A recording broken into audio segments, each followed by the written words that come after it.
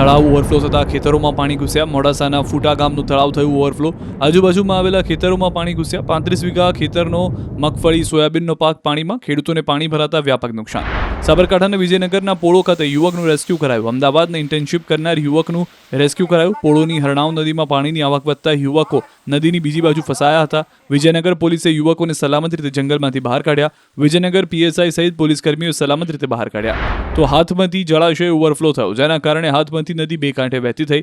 હિંમતનગરના મધ્યમાંથી પસાર થતી હાથમતી નદીમાં પાણીનો ભારે પ્રવાહ વહ્યો. હાથમતી નદીના 3 કોઝવે પરથી પાણીનો પ્રવાહ વહ્યો, જેમાં ન્યાય મંદિરથી મહેતાપુરા, ન્યાય મંદિરથી પરબડા અને હિંમતનગર શહેરથી કાઠવાડને જોડતા કોઝવે પર પાણીનો પ્રવાહ. હાલ 3 કોઝવે બંધ કરાયા. તો રામપુર પાસેથી પસાર થતી હાથમતી ભારે પાણીની આવકમાં જોવા મળી. ગુહાઈ જળાશય પાણી છોડાતા અને હાથમતી જળાશય ઓવરફ્લો થતા પાણી નદીમાં વહી રહ્યું છે.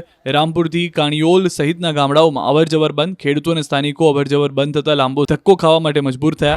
ભારે વરસાદથી હિંમતનગરના નીચાણવાળા ભાગો તરબોળ. મોતીપુરા નજીક સ્ટેટ હાઈવે પર ભરાયા પાણી. હિંમતનગર ખેડ તસિયા હાઈવે જળબંબાકાર. રામેશ્વર મંદિર નજીક હાઈવે પર પાણી, વાહન ચાલકો પરેશાન.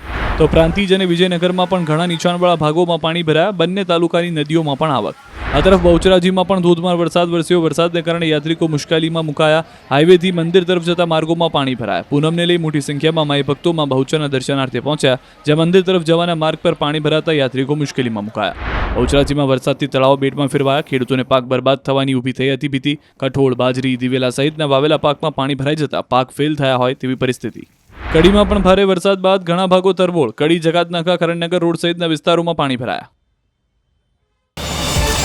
QR કોડ સ્કેન કરો અને ડાઉનલોડ કરો ન્યૂઝ 18 એપ. મેળવો ગુજરાત અને દેશ દુનિયાની પળે પળની અપડેટ્સ.